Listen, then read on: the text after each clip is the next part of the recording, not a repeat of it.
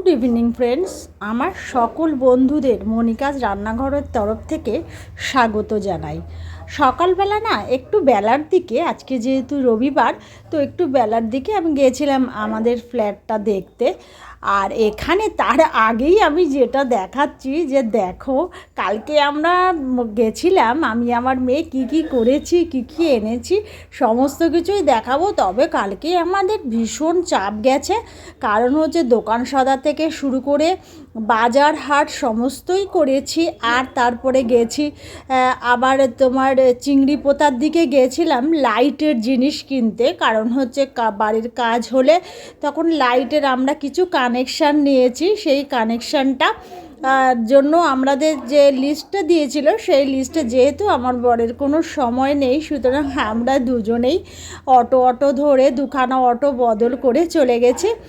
আর এইটা দেখছো, এটা হচ্ছে আমার গাছে বেগুন। হনুমানে না এত অত্যাচার করে এখানে, সেই জন্য এটা প্লাস্টিক দিয়ে মুড়ে রেখেছি যাতে দেখতে না পায়। আমার মেয়ে আবার বলল, বেগুনটা তুলে নাও মা, যতটুকু হয়েছে ততটুকুও পাবে না।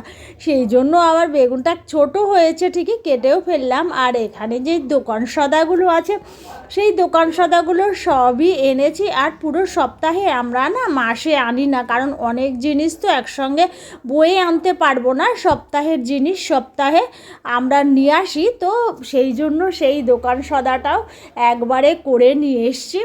এবারে দোকান সদা করে তারপরে কোনো রকমের খেয়ে দিয়ে তারপরেই সঙ্গে সঙ্গে আবার ছুটেছি চিংড়ি পোতায়।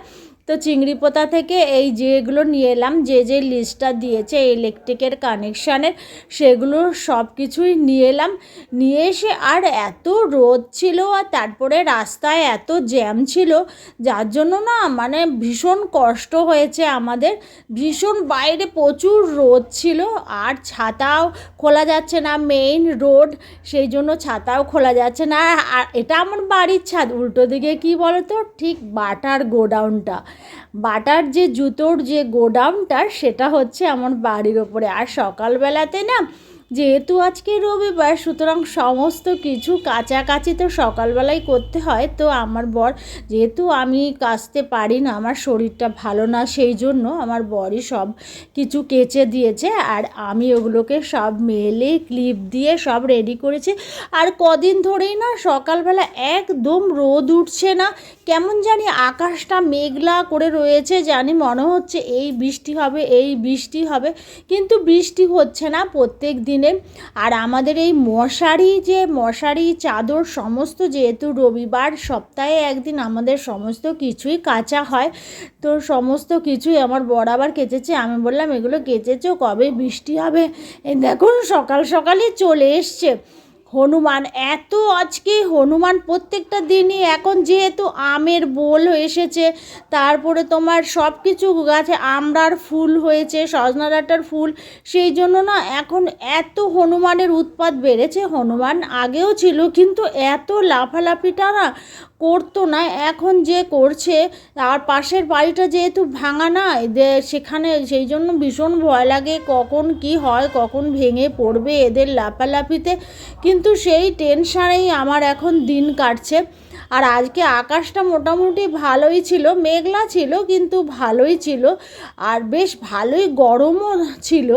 আর যে সমস্ত বাজারগুলো করেছিলাম, সেগুলো সমস্ত ধুয়ে টুয়ে সব ফ্রিজে রেখেছি। দেখো সব একেবারে জমাট পেকে গেছে, যেহেতু ফ্রিজে রেখেছি। আর এনেছি কাটাপোনা, একটা বড় কাটাপোনা এনেছি, বোয়াল মাছের এনেছি, আর তোমার এখানে মাংসও এনেছি। আর আমার ছেলে একটু নিহারি মাছটা ভালোবাসে, সেই মাছটাও এনেছি।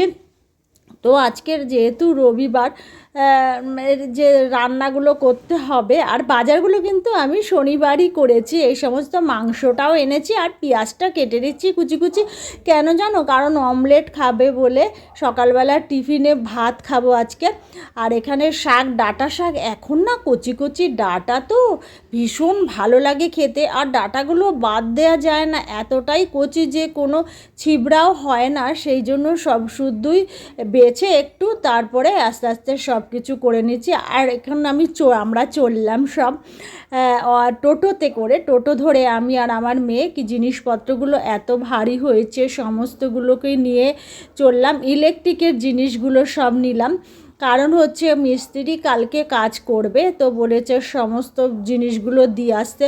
সেই জন্য আমাদের স্কুটিতে যাওয়া যাচ্ছে না। আমার বর বলল যাও টোটোতে করে যাও, আর আমার বাড়ির সামনে থেকেই তো টোটোটা যায়, সেই জন্য আমরা একদম টোটোতে করে আমি আর আমার মেয়ে দুজনে মিলে চললাম। আর এখন এত সুন্দর হয়ে গেছে আমাদের বাটানগর না, মানে দেখলে ভাবতেই পারি না এই সেই ছোটোবেলার বাটানগর। আমি মানে ভাবতেই পারি না।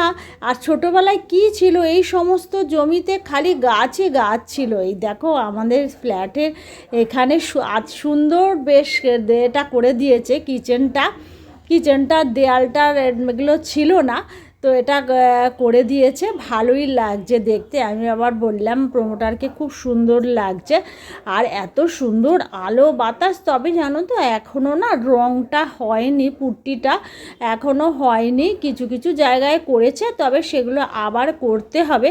সেই জন্য ওরা এখনও কোনো চাবি আমাদের হাতে দেয়নি, পুট্টিটা করেনি। আর বেসিনের লোককেও বলে এলাম যে বেসিনটা ভালোভাবে করে দাও, এখনও বসানো হয়নি। তো ওরা বলছে কদিন পরে বসাবো।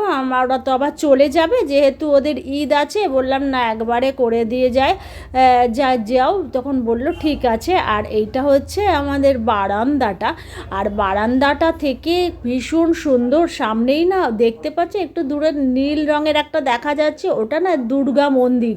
সেই দুর্গা মন্দির মানে আমার জানলা দিয়ে এবারে বসে আমার বারান্দা দিয়েই আমরা সুন্দর দুর্গা মন্দিরটা দেখতে পাবো, আর দুর্গা পুজোটাও দেখতে পাবো। তো ভীষণ ভালো, মানে যে জায়গাটা খুব ভালো, একদম রোডের ওপরে, মানে মেন রোডের ওপরে নিয়ে একটু ভেতরের দিকে, তবে খুব ভেতরে না, কিন্তু তা হলেও ভীষণ মানে একটা সুন্দর পরিবেশ, ভীষণ সুন্দর জায়গা। এটা আমার ছেলের ঘর। আমার ছেলে তো ছেলের জন্য একা একটা ঘর তৈরি করেছে, দিয়েছে, বলেছি এটা তোর, তুই এখানে থাকবি। তো ও তো খুব খুশি, সেই জন্য। আর আমার বর এইদিকে ফ্যান ট্যানগুলো সব নিয়ে গেলাম, বলেছি যে মিস্ত্রি যেহেতু আসবে কালকে, সুতরাং ফ্যানগুলো যেগুলো আছে সেগুলো তো সব খুলে নিয়েছি, তো ফ্যানগুলোকে লাগিয়ে দেবে। সেই জন্য আবার এখানে তালা চাবিও দিয়ে দিয়েছি, যে ওদের কাছে মিস্ত্রিদের কাছেই তালা রেখেছি, চাবিও রেখে দিয়েছি ওদের কাছে, যেহেতু জিনিসপত্র সমস্ত দিয়ে এসছি ঘরের মধ্যে, সুতরাং তালা চাবিটা তো ওদের হাতেই দিতে হবে, যেহেতু কাজ করবে। আমার পক্ষে তো সবসময় যাওয়া সম্ভব না। এটা হচ্ছে আমাদের টয়লেটের এখনও কিছু বাকি আছে কাজ, সব কাজ তো এখনও কমপ্লিট হয়নি। টয়লেটের জানলাটাও দিতে হবে। তো সেই জন্য এই দেখো পাশে নীল রঙের দেখতে পাচ্ছ, এটা হচ্ছে শীতলা মন্দির।